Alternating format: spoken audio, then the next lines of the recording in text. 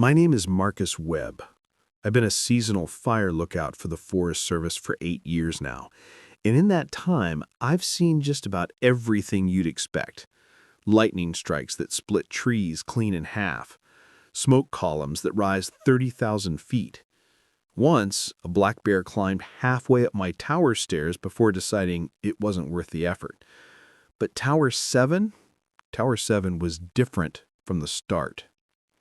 They called it Firewatch Tower 7, though nobody I'd talked to could tell me what happened to Towers 1 through 6. The assignment came last minute. My usual posting got shuttered for structural repairs, and the district supervisor said they had an opening at a remote station in the Siskiyou wilderness. 2 weeks alone, good pay, all supplies delivered by helicopter drop. I said yes without asking questions. That was my first mistake.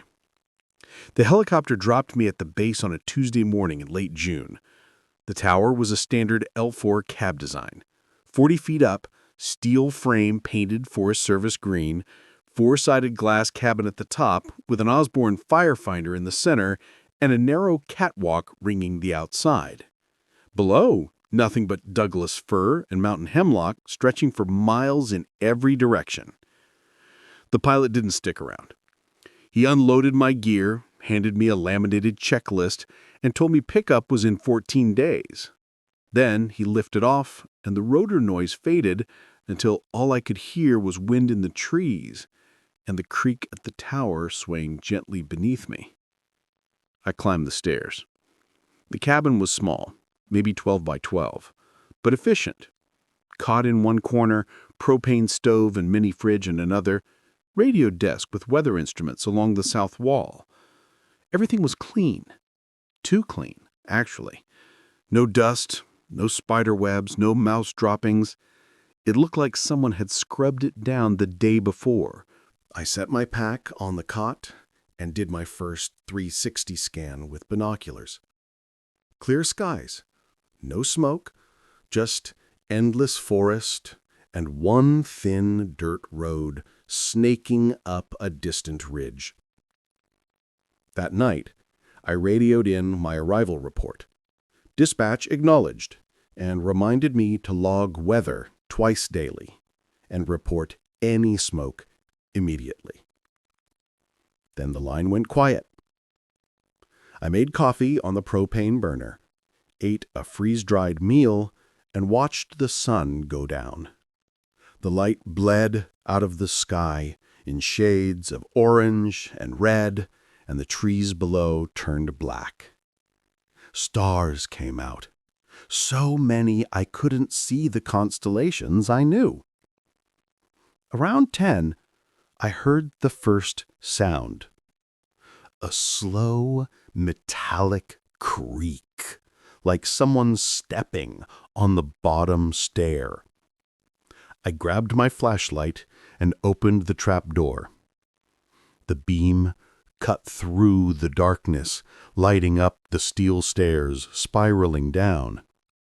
Nothing, just wind moving through the frame. I told myself it was thermal contraction, metal cooling after a hot day. I'd heard it before on other towers. But this one sounded deliberate. I closed the hatch and locked it. The next morning, I woke to bright sun and the smell of pine resin. I felt stupid for spooking myself.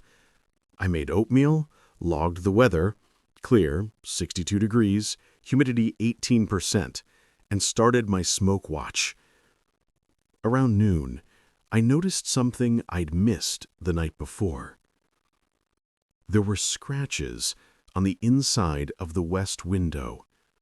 Not random scuffs, neat, parallel lines, like someone had dragged their fingernails down the glass. 4 lines, then another set, then another. I ran my finger over them. They were deep, deep enough that whoever made them had pressed hard. I checked the other windows, same thing. All 4 walls, always sets of 4 lines, always dragged downward.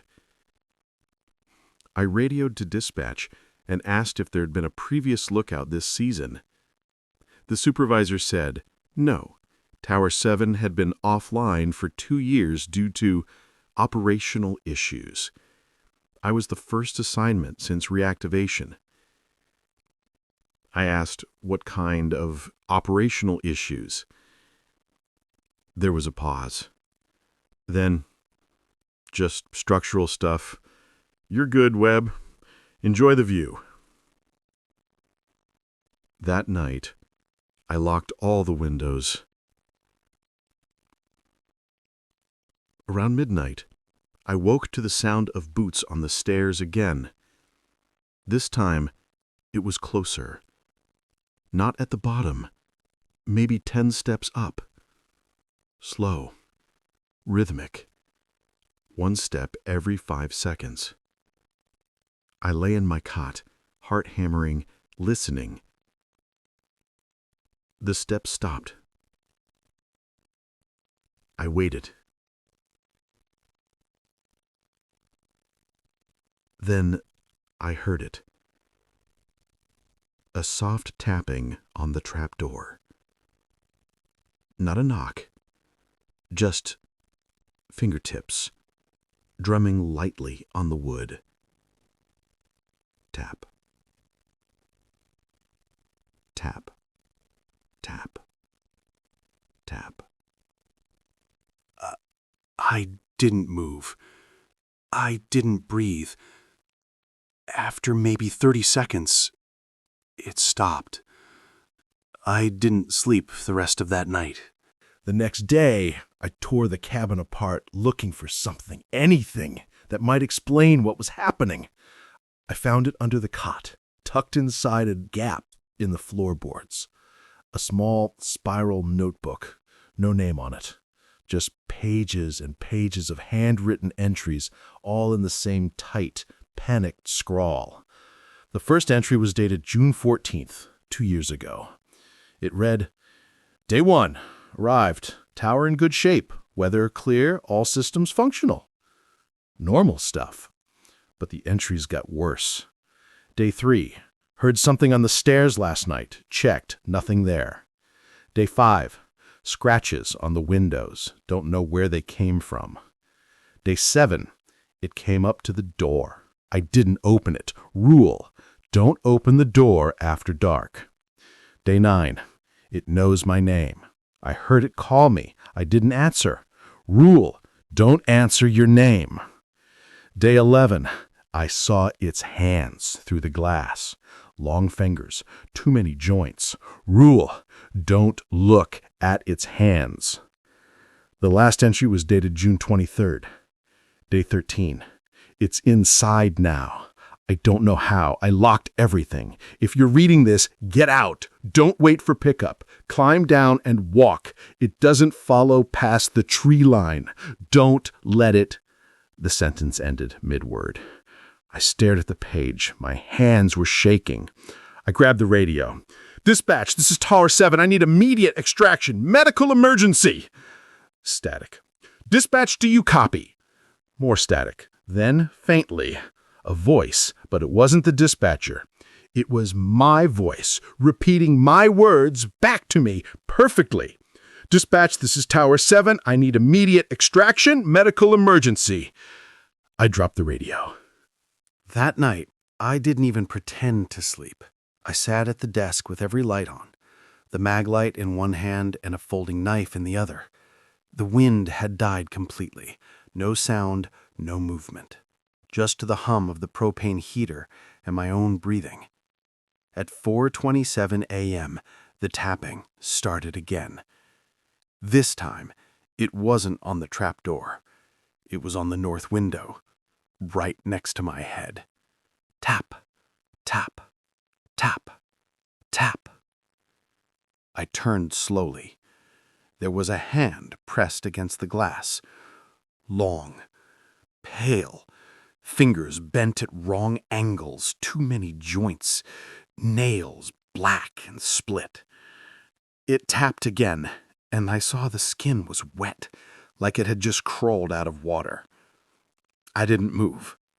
The hand slid down the glass, leaving 4 dark streaks. Then a face rose into view. I can't describe it, not fully. It was human-shaped but wrong. Eyes too far apart, mouth too wide, skin stretched tight over bone, and it smiled. It mouthed something. I couldn't hear it through the glass, but I could read its lips. Marcus. My name. I lunged backward, knocking the chair over. The thing pressed its face closer, breath fogging the glass, and then it raised both hands and started scratching, slowly, deliberately. 4 lines down, 4 lines down. I screamed, "Get away from me!" It stopped, tilted its head, and then it was gone. Just gone. The window was empty. No hand, no face. Just darkness and my own reflection staring back. I ran to the trapdoor and checked the lock. Still secure. I checked all the windows. Locked. I checked under the cot. Nothing. But I knew it was still there. Just standing. Watching. It didn't cross. I backed away slowly, and it stayed there, perfectly still, until the trees swallowed it up. I walked for 6 hours before I hit a logging road. A ranger picked me up and drove me to the district office. I told them everything. They listened, took notes. Then they told me Tower 7 was being decommissioned again for structural evaluation. They paid me for the full 2 weeks. I never went back. I never will. But sometimes, late at night, I still hear it. Tapping. 4 slow taps. And I know it's still up there, waiting for the next lookout.